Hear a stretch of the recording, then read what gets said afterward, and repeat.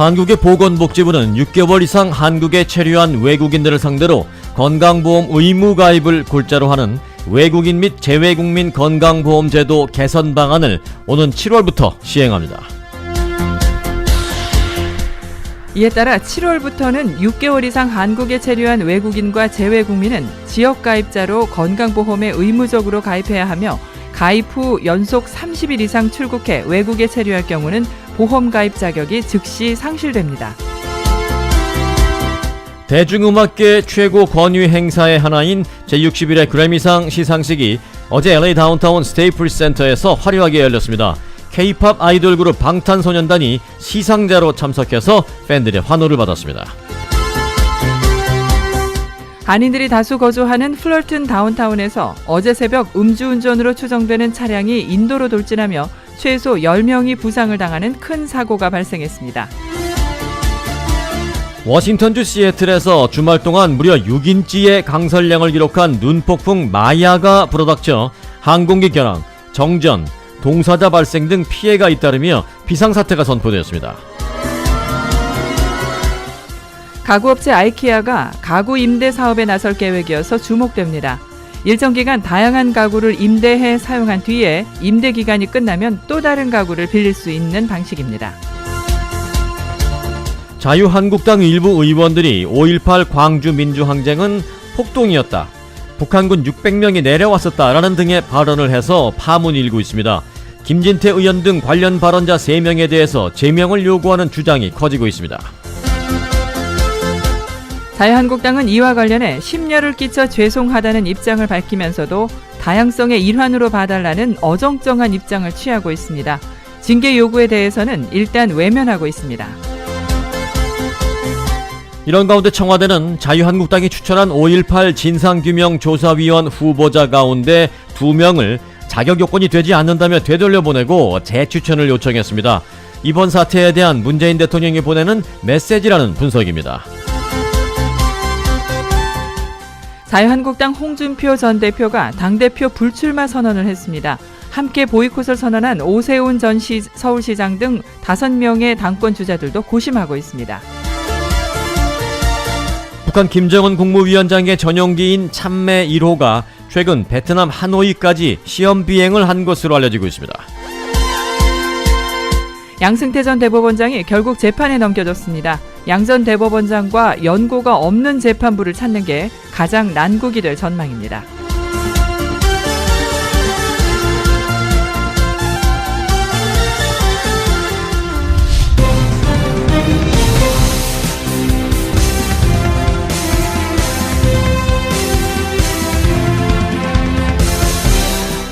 여러분 안녕하십니까, 송봉후입니다. 안녕하십니까, 승기선입니다. 2019년 2월 11일 월요일 위코리아 뉴스쇼입니다.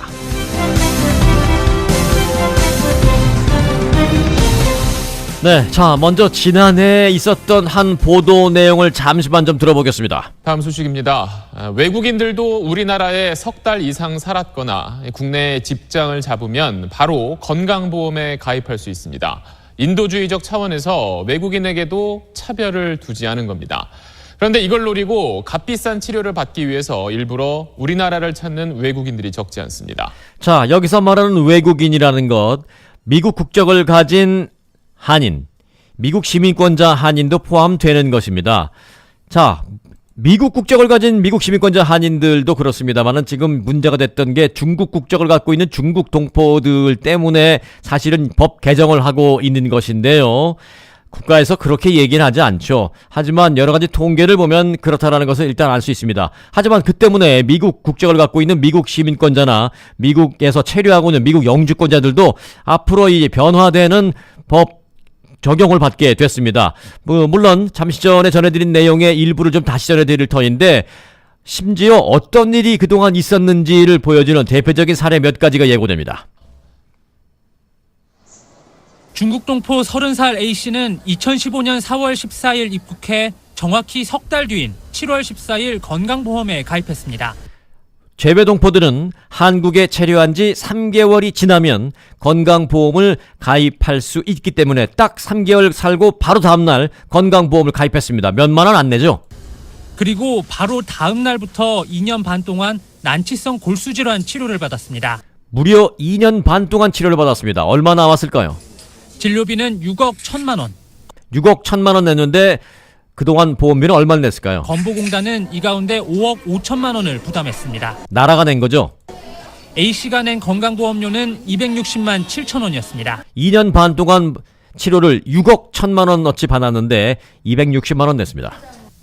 건보공단은 대상포진, 림프종, 뇌신경장애, 협심증, 치주질환, 위장염, 치질 등을 치료받은 또 다른 중국동포 B씨의 진료비 1억 1,700여만 원도 부담했는데 B씨는 치료를 마친 그달 출국했습니다.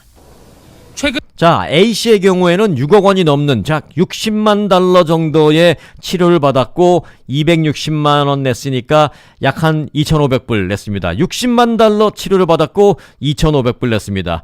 A씨의 경우도 그렇고 B씨 얘기가 나왔죠. 최근 5년 동안 진료비가 많이 나온 건강보험 가입 외국인 상위 100명을 분석해보니 공단은 100명에게 보험료 4억 3천만 원을 받아 224억 8천만 원을 지출한 걸로 나타났습니다. 100명 가운데 중국 국적이 68명, 제일 많았습니다. 미국 15명, 대만 5명이었습니다. 미국이 2위긴 하지만 1위인 중국 동포 68명에 비해서는 상당히 적은 숫자입니다. 한국에 입국해서 3개월 지나면 다 그렇게 한다.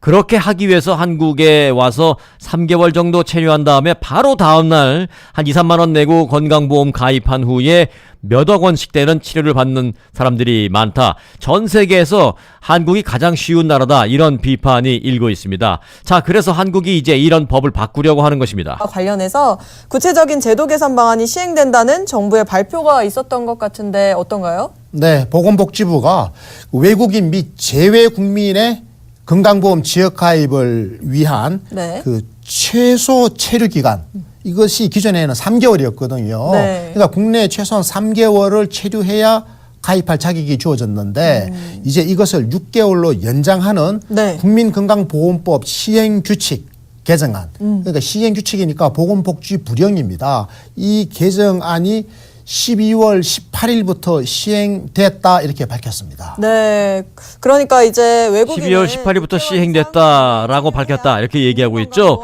자, 지금 시행된다라고 보기에는 좀 그렇습니다. 일단 7월부터 시행이 되는 건데 적용은 소급 적용을 합니다.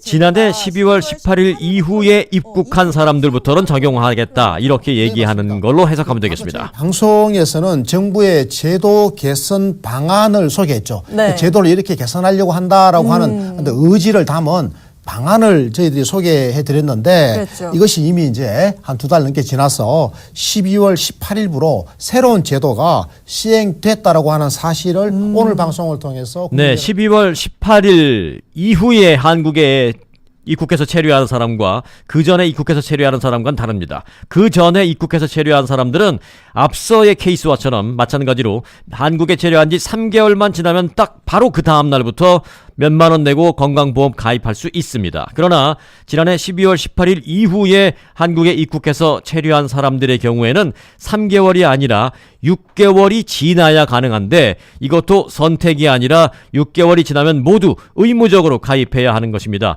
지금까지는 3개월이 지나면 그 다음 날부터 내가 어디 아픈 것 같으면 바로 가서 몇만 원 내고 건강보험 가입하고 뭐 그렇지 않은 것 같으면 굳이 돈 내고 건강보험 가입하고 싶지 않다 해서 선택적으로 가입해도 되고 안 해도 되는 상황이었습니다만은 지난해 12월 18일 이후에 한국에 입국해서 체류하는 사람들의 경우에는 기간도 3개월이 아니라 6개월 이상 체류한 후에 그 후부터 선택이 아니라 의무적으로 보험에 가입해야 하는 것으로 법이 바뀌었다라는 것을 전해드렸습니다. 네, 다음은 미국과 로컬 소식으로 이어드립니다. 운전 중 셀폰 사용에 대한 처벌이 현행 벌금에 더해서 벌점까지 부과하는 방향으로 한층 강화될 전망입니다. 핸즈프리 사용 등 관련 법규를 따르지 않는 운전 중 셀폰 통화 및 문자 보내기에 대해 새롭게 벌점까지 부과하는 법안이 가주 의회에 상정된 것인데 통과가 유력해 보입니다. 가주 하원에 따르면 하원 교통위원회 위원장인 짐 프레이저 의원이 최근 상정한 AB47 법안은 현행 벌금 이외에도 셀폰 이용 운전자에 대해 벌점을 부과하는 것을 골자로 하고 있습니다. 현행법은 수수료 등을 제외한 벌금 원금이 처음 적발 시에 $20, 두 번째는 $50인데 이게 운전자들의 주의를 환기하기에는 턱없이 부족하다는 설명입니다. 자, 한편 새로운 법안의 구체적인 벌점 규모는 아직 정해진 것이 없지만 일단 받게 된 벌점은 수년간 운전 기록에 남고 누적되면 최종적으로 운전면허 취소로 이어질 수 있게 됩니다.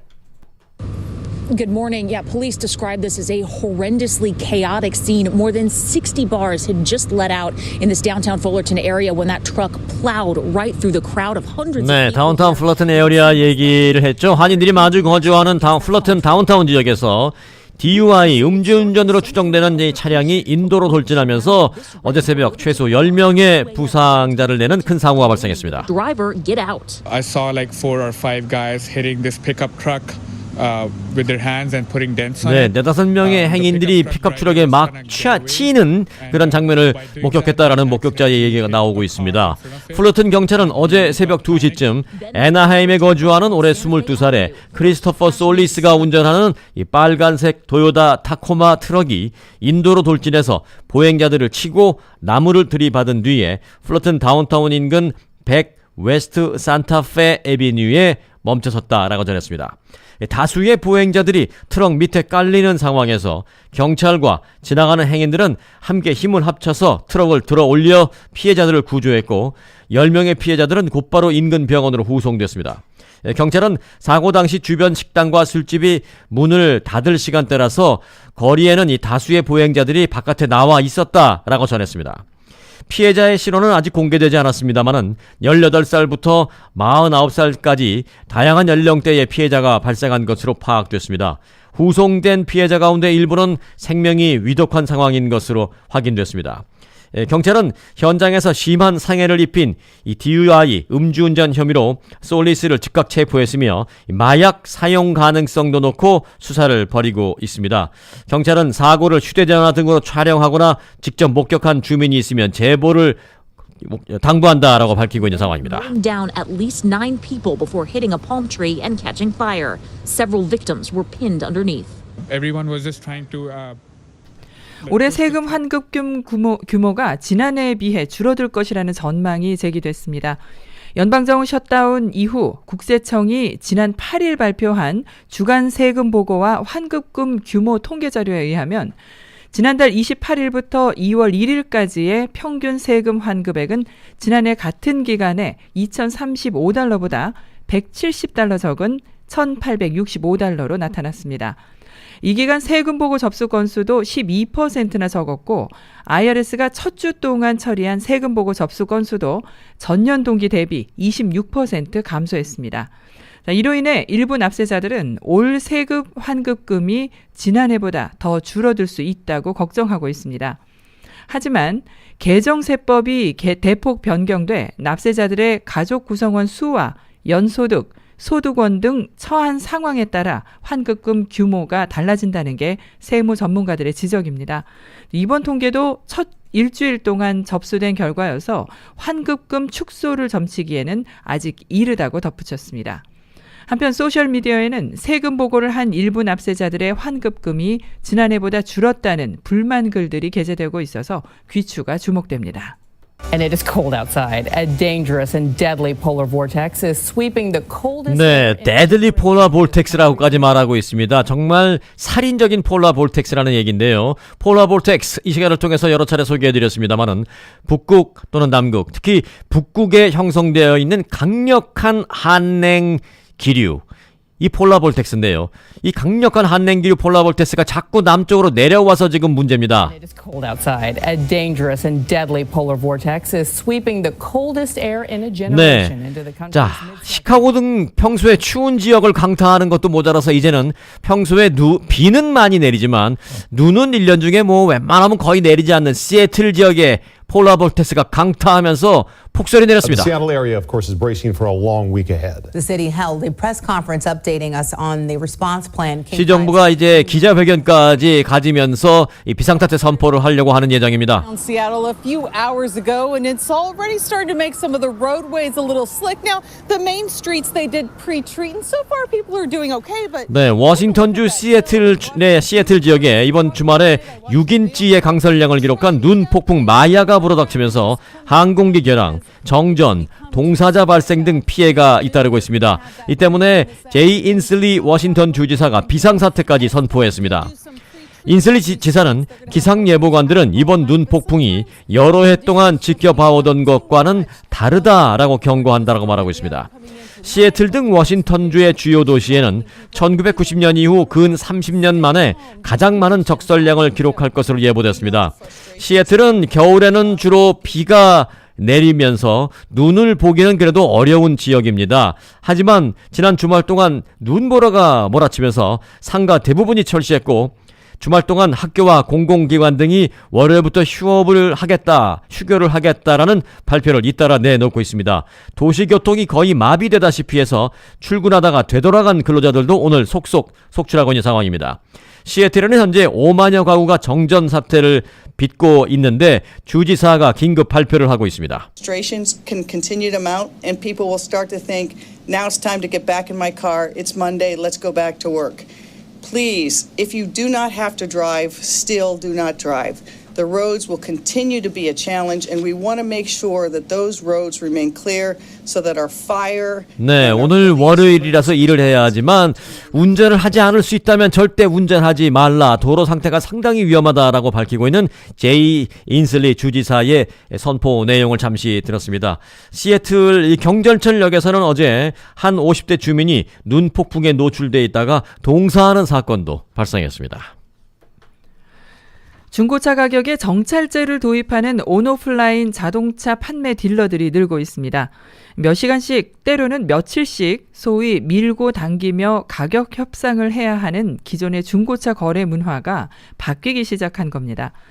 새 차의 경우에는 제조사나 딜러의 인센티브, 할인 프로그램 등이 있어서 때에 따라 할인폭이 커질 수도 있지만 이 중고차만큼은 시장 기준으로 가격을 책정하고 사실상 할인 없이 판매하겠다는 겁니다. 중고차 전문 판매 체인인 카맥스가 정찰시킨 이 정찰제가 기존 딜러들에도 확산된 셈입니다. 딜러들이 이렇게 정찰제를 전략으로 내세우는 이유는 명확합니다. 정해진 가격 이외에 다른 숨겨진 비용이나 수수료 등이 없다는 점을 확실히 밝히면서 신뢰도를 높이고 제대로 된 가격을 받겠다는 겁니다. 최근 협상 없는 가격을 도입한 오토네이션 딜러의 한 관계자는 장시간 협상을 하면서 결국 구입이 이루어지지 않을 경우에 손님은 물론이고 딜러에서도 큰 손해가 된다면서 요즘은 이미 차 가격을 조사하는 통로들이 많아 오히려 거래가 빨리 종료되는 경우가 많다고 전했습니다. 네, 서울시가 남북이 공동으로 개최를 추진하고 있는 2032년 하계올림픽의 남측 유치 신청 도시로 결정됐습니다. 서울시는 49표 가운데 과반인 34표를 획득해서 유일한 경쟁 도시였던 부산광역시를 따돌렸습니다.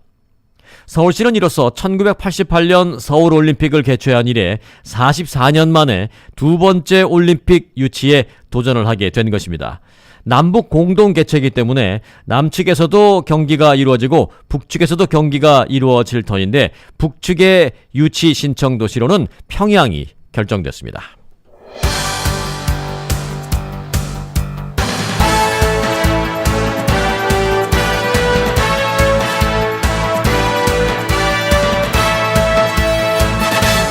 (2019년 2월 11일) 월요일 위코리아 뉴스쇼 함께하고 계십니다. 오늘 날씨 전해드립니다.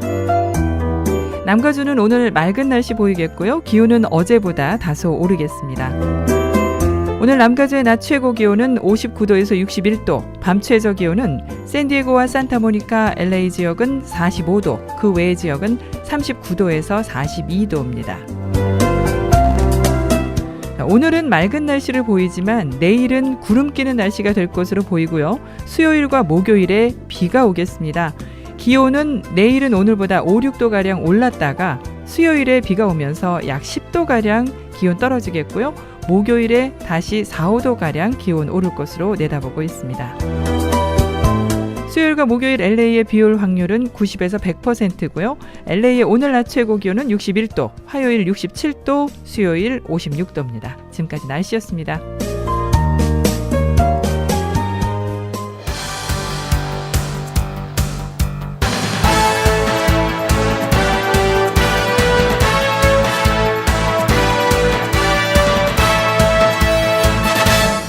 그래서 제가 혼도 나면서 거기서 한참 동안 그것도 얘기를 또 들었습니다. 몇 가지를 들었는데 정말 뭐 이상한 거예요. 그런 거를 우리 지만원 박사님은 아마 뭐 수천 가지를 지금 지만원 박사라는 이름이 나왔습니다. 네. 자유한국당 김진태 의원의 목소리인데요. 한 행사에서 지만원 박사를 소개하고 있습니다. 안 하기로 결정을 하면서 그 직전에 당 의원총회에서 이제 이게 논쟁이 붙었어요. 저뿐만이 아니라 몇몇 의원들이, 더 많은 의원들이 추천해야 된다 이렇게 주장을 했어요. 주장을 했습니다. 그랬더니 결국 그걸 반대하는 사람들은 나중에는 속내를 드러내는데 5.18을 왜 건드리냐 우리가. 말도 안 돼. 5.18을 부정해가지고 이 여론을 어떻게 감당하려고 이딴 소리야. 네, 자유한국당 내의 분위기라면서 지금 얘기하고 있는 것입니다. 지만원 박사를 추천해야 하는데 자기를 비롯한 몇 명은 추천을 했고 자유한국당 내에서도 반대했던 사람들이 있는데 그 반대했던 사람들은 결국 그 여론의 문매를 어떻게 감당할 것이냐, 그게 겁나서 반대했던 것인지 마음속으로 내심 다 사실은 동조했다라는 식으로 그렇게 말을 안 했습니다만은 저처럼 그렇게 받아들이도록 김진태 의원이 얘기했습니다. 자, 지만원 박사라는 사람은 육사 31기로 육군 대령 출신입니다. 이후에 군사 관련 자문위원 등등의 일을 많이 했는데 지금 지만원 박사가 5.18 광주 민주항쟁은 무슨 폭동이었다. 북한군이 내려와서 다 일을 저지른 것이다. 라는 식의 발언을 해서 동조하는 사람도 있고요. 지금 상당하게 반발하는 상황도 있고 지금 국론이 분열되고 있는 상황입니다. 그 지만원 박사라는 사람의 발언 내용 잠시 들어볼까요? 300명이 이제 이 사망일제는 그렇게 나눠져 있어요. 한 300명은 이제 유동상거리가 본거지고 또 다른 300명은 이제 광주공원이 본거지예요. 그래가지고 이제 싸울 때는 600명이 이제 한꺼번에 싸우는데 24단 습격할 때는 그 정보를 입수해가지고 300명이 그 톨게이트에 미리 대기해. 당시 북한군 600명이 내려왔었다라는 얘기고요. 300명씩 나누어서 활동했다는 것입니다. 못 가잖아요. 그러더니 딱 뭐 환영하는 것처럼 막 이렇게 나오니까 야 우리 환영하구나 전부 이제 손 흔드는데 그냥 몽둥이 낫 이런 걸로 점령이 된 거예요. 그래가지고 사단장용 지프차도 뺏겼어. 그리고 24단 주의부 차량 20대가 다 14대가 다 뺏긴 거예요. 14대가. 순간적으로. 이따 그 사진 나와요. 네. 그래서 그 14대의 지프차를 뺏어가지고 아시아 자동차 그 뒤에 있어요. 바로 뒤에 걸어서 가도 돼. 아시아 자동차로 이제 갔어요. 갔는데 아시아 자동차는 09시에 자동차에는 또 300명이 또 온 거예요. 그래서 09시에는 600명이 온 거예요. 다 합친 거예요. 600명이. 그래가지고선 지프차 이런 거 사단장용 1호차 딱 갖고 가니까는 아시아 자동차에서 문 열 수밖에 없잖아요. 야 이게 세상 뒤집혔구나.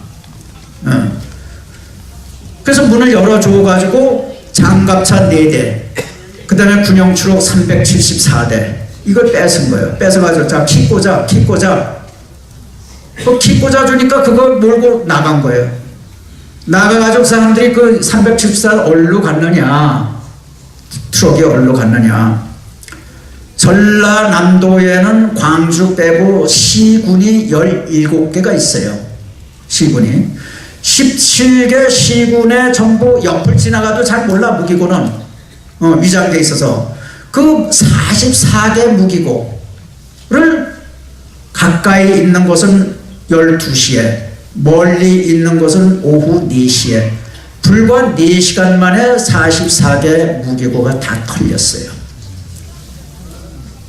그거를 제가 발견을 한 거예요. 왜냐하면 그 원 자료는 이게 1985년도에 나온 그 안기부 보고서예요. 그 안기부 보고서에는 몇십 분에 어디 파출소 뭐 얼마 뭐 털렸어, 몇십 분은 어느 파출소 뭐 얼마 털렸어, 이렇게 돼가지고 한 20페이지 나열만 돼 있어. 그거를 통계로 내가 잡아보니까 이런 통계가 나온 거예요. 네, 북한군이 개입하지 않으면 시민들로서는 이것이 불가능하다. 북한군 600명이 당시 개입을 했었다라고 말하고 있습니다. 실제로 그를 입증하듯이 이런 얘기도 합니다. 당시 광주 사태에 대해서 TV가 막 나왔는데 북한 쪽에서는 북한 군인들이 이 TV를 보더니 쟤 내가 아는 광수 아냐? 라고 말을 많이 했다라는 것입니다. 그걸 누가 증언을 해줬느냐? 최근에 탈북한 탈북자가 내가 북한에 있을 때 그런 얘기를 했었다라는 그 증언을 했다라는 얘기입니다. 그 이제 이 트럭 타고 군용 트럭 타고 막 달리는 거기다가 그 중무장하고 기관총으로 무장하고 이러고 달리는 사람 보고 정말 광수다. 그래가지고 그것이 그 얘기가 이제 탈북자들이 낸 수기집에 있어요. 한 500페이지 되는 수기집에 화려한 사기극의 실체 5.18 거기에 이제 있는데 그거를 많은 분들이 읽었는데 그거를 읽으신 분들이 이 제1광수가 나오니까 야 광수라고 이름을 붙이기 시작해. 네티즌이 이름을 붙이기 시작한 거예요. 광수라고. 그 광수가 이제 제3광수가 이제 실제 이름이 김광수예요. 제3구가 실제 이름이 김광수인데 그래서 네티즌이 붙인 이름이 광수입니다. 네. 자, 북한군이 당시 내려와서 많은 일들을 했고 그 상황이 TV에 비춰지자 북한에 있는 군인들이 보고 쟤 광수다 뭐 아는 사람인 것처럼 이렇게 얘기를 했고 그 상황을 내가 목격했다 라고 이 탈북자가 또 얘기했다라는 그런 얘기죠. 자, 그런데 또 이에 대해서 반박도 있습니다. 하태경 의원이 또 반박을 하는 기자회견을 했는데요. 그 사람들이 80년, 81년에 그 내려와서 무슨 일을 했다라면 지금 그 사람들 나이가 30몇 살, 40몇 살인데 그러면 그 사람들이 4살 때 내려왔다는 얘기냐? 4살 때 간첩 행위를 한국에서 와서 했다는 것이냐? 이 정신 나간 얘기 아니냐고 반박도 사실은 있습니다. 부산 해운대 갑 국회의원 하태경입니다. 오늘 이 자리에 귀중한 분들 모셨습니다. 모두 탈북자 출신들이고요. 탈북자 단체 대표로 계신 분들입니다. 또 하나의 공통점은 이분들이 지만원시에 의해서 간첩으로 이름 얘기 나왔죠? 지만원이라는 얘기 나왔습니다. 이 탈북자들이 여기 많이 함께 참석을 했는데 이 사람들이 방금 전에 그 목소리 주인공 지만원이라는 사람 때문에 간첩으로 오인받고 있다라고 하태경 의원이 얘기하고 있습니다. 이 지만원시에 의해서 간첩으로 물리고 있다는 겁니다. 소위 탈북 광수라고요.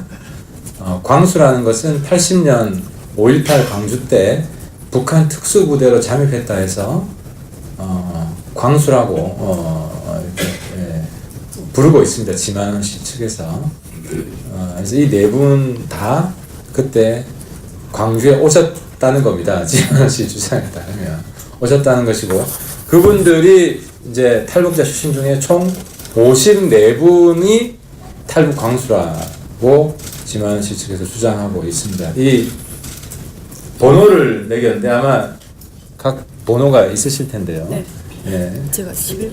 네, 당시 600명의 북한군이 내려왔는데 뭐 1광수, 2광수에서 600명까지 광수가 있을 수 있는데 그 중에서 54명, 54명이 광수로 불리우는 그런 소위 간첩 행위를 했던 사람들이 지금 탈북한 사람 그런 사람이 있다는데 앞에 나와 있는데 나이도 상당히 젊어 보이는데 40이 안 돼 보이는데요. 대표님 그리고 강철한 북한 전략센터 대표님이시고 그리고 정광일 대표님, 노채인 대표님이시고요. 우리 네, 탈북자들이 지금 앞에 단상에 나와서 발표하는 하태경 의원 옆에 서 있는데 뭐 이제 뭐 30몇 살밖에 안 돼 보이는 40살 정도밖에 안 돼 보이는 탈북자도 있습니다. 그런데 그 당시 간첩 행동을 했고 광주에 내려왔다라는 의심을 지만원 박사로부터 받고 있다라는 것인데 이 40살 정도밖에 안 돼 보이는데 그러면 그 당시 1980년대에 몇 살이었나요? 이 김진태 의원이 이 지만원 씨가 이상한 사람이 아니다, 꼴통이 아니다. 마치 5.18 전문가처럼 이야기했는데 이 사람 지극히 비정상적인 사람입니다. 지극히 이상한 사람이고 사기꾼입니다. 무슨 앞서 한참 얘기했던 그 지만원 씨에 대해서 이 하태경 의원은 또 사기꾼이라고 했습니다. 그런데 김진태 자유한국당 의원은 지만원 박사님 하면서 추천을 해야 한다라고 얘기하죠. 상당히 지금 한국 정치권에서 분열이 심하게 일고 있는 첨예한 그런 의견 대립입니다. 기저귀 차고 아빠 손잡고 내려왔다고 지금 주장하고 있는 겁니다. 그리고 그래서 옆에 있는 김정하 대표님은 76년생이고 80년 당시에 만 4살입니다. 기저귀 차고 아빠 손잡고 내려왔다고 지금 주장하고 있는 겁니다. 그리고 강철환 대표도 그때 초등학생이죠. 한국을 치면 초등학생인데 북한 특수부대로 내려왔다고 지금 주장하고 있는 겁니다. 그래서 자, 지만원 박사를 중심으로 해서 지지 세력이 결집하고 있고 또 반대하는 사람들은 또 상당히 반발을 크게 하면서 한국 정치권은 물론 지금 사회적으로도 갑자기 지금 논란이 되고 파문이 되고 분열이 일고 있는 상황입니다. 정리되어 있는 리포트를 지금부터 전해드리겠습니다. 네, 들으신 것처럼 자유한국당 일부 의원들의 5.18 망언 파문이 증폭되고 있습니다. 5.18 희생자 단체가 대규모 상경투쟁을 하기로 했고 자유한국당을 뺀 여야 4당이 당사자 3명에 대해 국회의원 제명을 추진하고 있습니다. 왜 지금 시점에서 5.18 모독 발언이 나왔는지 여러 정치적 해석도 나오고 있습니다. 더불어민주당과 바른미래당, 민주평화당, 정의당이 자유한국당 의원의 5.18 관련 망언을 두고 모처럼 손을 잡았습니다. 여야 4당은 한국당 김진태, 이종명, 김순례 의원의 5.18 관련 발언을 범죄적 망동으로 규정하고 내일 국회 윤리위원회에 공동 제소하기로 합의했습니다. 민주주의에 대한 폭거 행위에 해당하기 때문에 가장 강력한 제명을 관철시키기 위한 윤리위 제소에 뜻을 모으고 있다. 의원 개인뿐 아니라 한국당 지도부도 겨냥해 이들을 감싸지 말고 응분의 조치를 하라며 압박했습니다. 정의당은 더 나아가 이들을 명예훼손 혐의로 검찰에 고발했고 5.18 단체들은 의원직 제명을 촉구하며 무기한 농성에 나서기로 했습니다. 파장은 커지고 있지만 국회 윤리위를 통한 제명이 실제 가능할지는 불투명합니다. 징계안이 제출되더라도 윤리위 상정과 심사, 전체 회의 등을 거쳐 본회의에서 제적 의원 3분의 2 이상의 동의가 있어야 해 국회 윤리위원장직을 갖고 있고 의석수도 113석인 한국당이 반대하면 제명은 사실상 어렵습니다. 자유한국당에서도 국민적인 어떤 그런 분노와 또 그 여론을 감안하지 않을 수 없을 거다 이렇게 생각합니다. 그렇게 만들어야죠. 한국당은 김병준 비상대책위원장이 당에 부담 주는 행위를 하지 말라며 경고하고 진상 파악을 지시하는 등 자체 수습에 나섰습니다. 우리 당내 문제고 우리 당에서 처리하도록 또 우리 당에서 고민을 하도록 그냥 놔두시라고 이야기를 드리고 싶습니다. 여야 사당은 공동 규탄대회를 여는 등 공세 수위를 한층 높일 예정이어서 파장은 쉽게 가라앉지 않을 전망입니다. KBS 뉴스 조태현입니다. 네, 이런 가운데 청와대가 자유한국당이 추천한 5.18 진상조사위원 후보 2명에 대해 사실상 임명을 거부했습니다.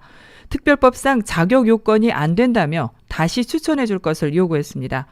최근 5.18 모독 발언 등에 대해 문 대통령이 보내는 메시지라는 해석이 나옵니다. 자유한국당은 5.18 진상조사위원으로 권태호 전 육군중장, 이동욱 전 월간조선 기자, 차기환 변호사를 추천했습니다. 청와대는 이 가운데 권태호, 이동욱 2명에 대해 다시 추천해 줄 것을 요구했습니다. 법에 규정되어 있는 자격 요건을 충족하지 못하였기에 후보 재추천을 요청한 것입니다. 5.18 특별법상 조사위원은 법조, 인권활동 등 관련 분야에서 5년 이상 경력이 있어야 하는데 두 사람은 해당 경력이 없다는 겁니다. 야당 추천위원에 대해 청와대가 재추천을 요구한 건 문 대통령 취임 이후 처음입니다. 청와대는 차기환 후보의 경우 5.18에 대해 왜곡, 편향된 시각이 많지만 자격 요건은 충족한 만큼 재추천 요청을 하지 않았다며 법률상 자격 요건이 판단 기준이었다고 강조하고 있습니다. 그러나 이번 결정엔 5.18 진상규명에 대한 대통령의 의지가 반영됐다는 분석이 나옵니다. 청와대 관계자는 최근 5.18 폄하 망언을 한 자유한국당 일부 의원들에 대한 문 대통령의 메시지를 대신하는 의미가 있을 것이라고 설명했습니다. 이동욱 전 기자는 5.18 관련 다른 매체 기사에 대해 피해자 편을 들면 정의롭다는 생각에 이성을 잃은 결과라고 써서 사과를 요구받기도 했습니다. 소수 선동가에 의해 다수 선량한 시민들이 이게 광주 사태의 실제 본질입니다. 청와대는 자유한국당이 이른 시일 내에 재추천해 줄 것으로 기대한다고 밝혔습니다. KBS 뉴스 김지선입니다. 네, 이번에는 자유한국당 소식으로 넘어가겠습니다. 자유한국당이 이제 전당대회를 하게 되죠. 전당대회. 당권을 갖게 되는 당대표를 선출하게 되는데요. 그 전당대회 날짜가 27일이었습니다. 이 날짜는 이미 좀 진작 정해져 있었던 날짜인데 27일 자유한국당 전당대회 날짜가 정해진 이후에 또 하나의 일이 생겼죠. 바로 미북 2차 정상회담을 열겠는데 그 날짜가 바로 또 27일로 결정된 것입니다. 따라서 정상회담, 미북 정상회담 때문에 모든 뉴스가 다 가려질 것 같아서 전당대회에 대한 소위 흥행성에 문제가 생길 것 같다. 그래서 좀 연기하자라는 얘기가 여기저기서 많이 나왔었는데 특히 이제 당대표에 출마하겠다라고 했던 사람들 가운데 여러 명이 연기하자라는 얘기를 많이 했습니다. 하지만 일단 자유한국당은 계속 강행할 입장을 밝히고 있는데 그런 가운데 연기를 요청했던 6명 가운데 한 명인 홍준표 전 대표가 결국은 나는 그러면 불출마하겠다라고 불출마 선언을 했습니다. 유력한 당권 주자 중 한 명이던 홍준표 전 자유한국당 대표가 전당대회 불출마를 선언했습니다. 홍 전 대표는 입장문을 통해 끝까지 함께하지 못해 유감이라며 스스로를 돌아보고 더 낮은 자세로 나라 살리는 길을 묵묵히 가겠다고 밝혔습니다. 홍 전 대표와 함께 전당대회 일정 연기를 주장하며 보이콧을 선언했던 오세훈 전 서울시장과 심재철, 정우택, 주호영, 안상수 의원은 오늘 선거운동 일정을 접었습니다. 오 전 시장은 비대위의 출마 공고 등을 고려해 막판 고심 중인 것으로 알려졌고 다른 4명의 당권 주자들은 불출마로 기우는 모양새입니다. 주자들의 배수진에도 불구하고 한국당 비대위나 선관위는 일정 연기는 불가능하다는 입장을 재확인했습니다. 보이콧한 거는 그 사람들의 사정이라니까요. 우리하고 뭐 관계없는 거라니까요. 내일 하루 동안 진행되는 후보자 등록에 6명의 당권 주자들이 모두 응하지 않으면 한국당 전당대회는 황교안 전 총리와 김진태 의원 2파전이 될 가능성도 배제하지 못합니다. 같이 다 함께하는 그런 전당대회가 되기를 바라겠습니다. 안타깝게 생각합니다. 한국당 내에서는 후보들의 불출마로 반쪽짜리 전당대회가 될 경우 선출될 당대표에게도 부담이 될 수밖에 없고 당이 분열 양상으로 치달을 것이란 얘기들이 나오고 있습니다. KBS 뉴스 최창복입니다. 홍준표 전 대표와 함께 전당대회 보이콧을 선언했던 5명의 다른 후보들은 일단 상황을 지켜보고 있습니다. 하지만 내일까지 선관위와 입장차가 좁혀지지 않는다면 줄지어 불출마할 가능성도 있습니다. 황교안 전 총리는 홍준표 전 대표의 불출마 소식에 안타깝게 생각한다고 했습니다. 그러면서 본인은 완주하겠다고 밝혔습니다. 국민의 관점에서 바라보고 판단해야 된다고 생각합니다. 국민들에게 희망을 드리는 그런 전대가 되기를 희망합니다. 한편 홍 전 대표를 제외한 5명은 조건부 보이콧을 이어가겠다는 입장입니다. 오 전 시장 측은 오늘 공식 입장은 없다며 보이콧은 그대로 할 것이라고 밝혔습니다.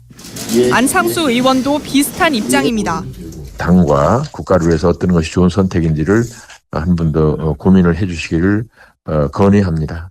심재철 의원은 이번 전당대회가 특정인의 옹립을 위해 존재한다면 책임질 각오를 해야 한다고 비판했습니다. 후보들은 내일 오후에 만나 최종적으로 논의할 계획입니다. 현재로선 선관위와 입장차가 커서 후보들이 무더기 불출마할 가능성이 작지 않아 보입니다. JTBC 강연입니다. 네, 누구보다 자리를 좋아하는 특히 이제 당권 욕심은 누구보다도 큰 것으로 알려져 있는 홍준표 전 대표가 왜 불출마 선언했을까? 내부적으로는 외부적으로 알려지기는 표면적으로 알려지기는 27일 날짜를 계속 옮기자 연기하자라고 했는데 안 되니까 나 이제 불출마하겠다라고 했다는 것으로 알려지고 있습니다만은 그것도 물론 이유가 되겠습니다만은 혹시 다른 이유는 없을까라는 궁금증을 낳게 됩니다. 그의 계산법은 무엇인지 이 시사평론가 얘기도 잠시 좀 들어보겠습니다. 오히려 불출마하는 게 최소한의 자존심이나 체면을 지킬 수 있는 방법이 되겠죠. 왜냐하면 나와서 압도적으로 탈락하게 되면은 사실은 정치적으로 재기하기가 힘들어지지 않겠습니까? 그래서 유리한 후보는 전당대회 빨리 하자 이런 입장이 되고요. 불리한 후보는 시간을 좀 미루면서 반전의 계기를 만들려고 노력을 하는데 시간을 미루는 게 지금 불가한 상황이 됐기 때문에 그렇다면 불출마. 이렇게 해석하는 게 옳을 것 같습니다. 그러면은 저렇게 북미 회담을 전당대회 일정하고 맞춰서 잡았다 이렇게 얘기하면서 불출마하는 거는 약간 핑계라고 보시는 겁니까? 좋은 변명거리가 생긴 것이죠. 그래서 지금 저는 최민희 전 민주당 의원이 저희 자유한국당 내 저런 목소리, 주로 음모론에 대해서 한마디를 하신 게 굉장히 공감이 됐어요. 뭐라 그러셨냐면 왜 자유한국당 분들은 세계가 자신들을 중심으로 돌아간다고 생각하죠? 이렇게 물어보셨는데 그렇게 생각을 지금 하는 상황이거든요. 그래서 아까 이 진품이냐 가품이냐 해서 가품 판단해 주셨는데 저도 거기에 공감을 하고 저는 한 달 전에 2월 말에 베트남에서 북미 2차 정상회담이 열린다는 걸 알고 있었습니다. 한 달 전에요? 언론도 다 알고 있었습니다. 날짜를 확정한 것이 지난주 이 트럼프 미국 대통령 하원에서의 연설이었죠. 국정연설이었죠. 그때 27일, 28일이라고 얘기했을 뿐이고요. 도시도 이제 주말에 알려지지 않았습니까? 하노이라고. 그런데 2월 말은 며칠이라고 생각을 하세요? 2월 말이면 25일에서 28일 사이 아니겠습니까? 29일이 있는 해도 이제 간혹 있죠. 그런데 그 날짜 중에 하나일 것이 뻔하고 다만 자유한국당은 주말에 전당대회를 잡았을 뿐이고 그중에 이제 제가 보기엔 50% 이상의 싱크율로 일치가 된 것일 뿐인데 거기에 음모론이 제기된다 하니 이 홍준표 전 대표는 시간을 좀 연장하고 싶은 핑계를 잡았었는데 그것이 이제 불어되자 불출마한 것 아닌가 이렇게 봐야겠죠. 그렇게 보시는 거고. 네, 홍준표 전 대표 당대표에 도전하는 이 전당대회에 불출마하겠다. 표면적인 이유로는 27일이라는 날짜를 옮겨달라고 했는데 옮기지 않으니 난 불출마하겠다라는 것인데 그럼 왜 그렇게 날짜를 그렇게 내세워서 이 핑계를 삼았느냐. 이에 대한 홍준표 전 대표의 계산법은 무엇일까라는 게 시사평론가의 분석입니다. 뭐 이 말도 100% 맞다라고 알 수는 없겠습니다만은 그래도 정치 분석가들의 분석을 좀 들어봤습니다. 자, 그런데 앞으로 자유한국당의 전당대회가 어떻게 될지 좀 시간을 두고 봐야 되겠습니다만은 8명 가운데 6명이 앞서 보도해드린 대로 다 나가지 않겠다라고 할지 그렇게 되면 최악의 경우 2명만 하게 되는데 과연 그 상태로 계속 진행이 될지도 아직은 사실상 좀 불투명한 상황입니다. 자유한국당의 전당대회 조금 더 지켜봐야 되겠습니다.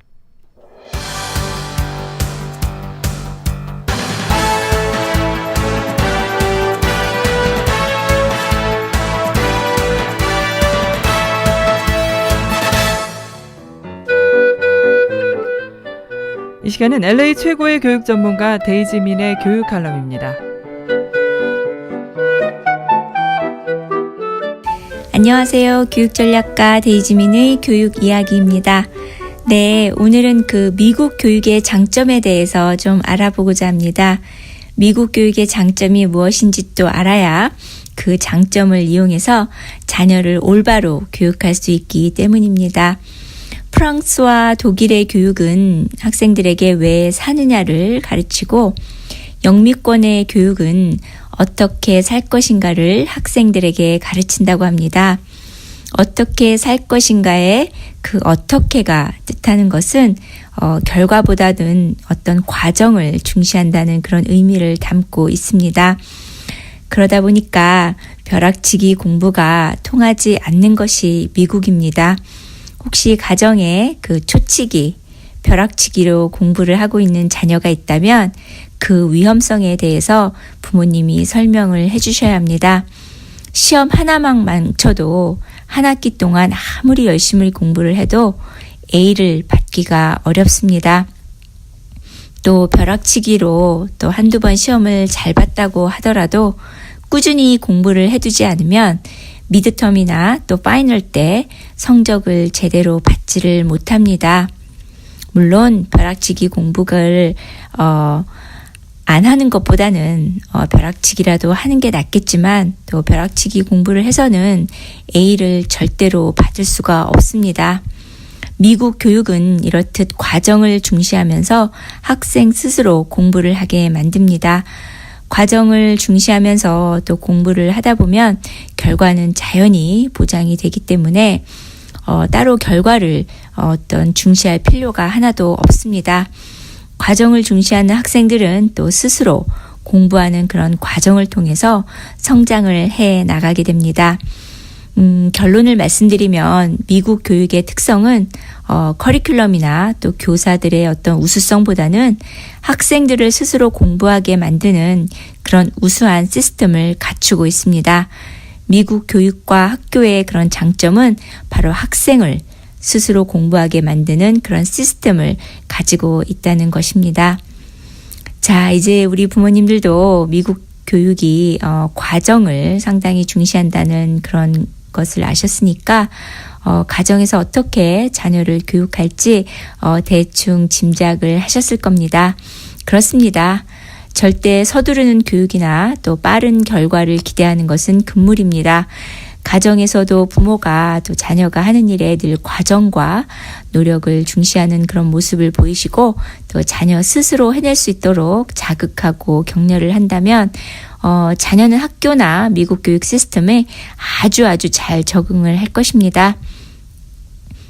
서서히 꾸준히 하는 일들은 엄청난 결과를 기대하지 않아도 성공으로 향하기 때문에 결과보다는 과정을 그렇게 중시하는 학습 태도를 자녀가 지닐 수 있도록 지도를 꼭 부탁을 드립니다.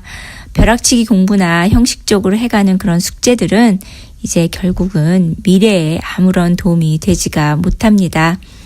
만약에 지금 자녀가 어떤 형식적인 과외 활동을 하고 있거나 또 노력에 비해서 어떤 우수한 결과를 또는 성과를 내기 위해서 쉬운 길을 가고 있다면요. 그것이 조금 빨라 보이고 좋아 보일지도 모르겠지만 결국 그것은 자녀 미래에 도움이 되지 않는다고 말씀드리고 싶습니다. 과정을 즐기려면 또 무리한 계획이나 결과에 집착해서는 안 되고 또 스스로의 의지에 따라서 공부를 하고 노력을 해야 할 것입니다. 오늘 걷지 않으면 내일은 반드시 뛰어야 합니다. 뛰다 보면 지치고 넘어지고 또 힘들게 되고 그러다 보면 우리 자녀들이 포기를 하게 됩니다. 단 한 명의 자녀도 포기하지 않도록 부모님들의 화끈한 응원과 그런 격려를 부탁드립니다. 감사합니다. 이상은 LA 최고의 교육 전문가 데이지민의 교육 칼럼이었습니다.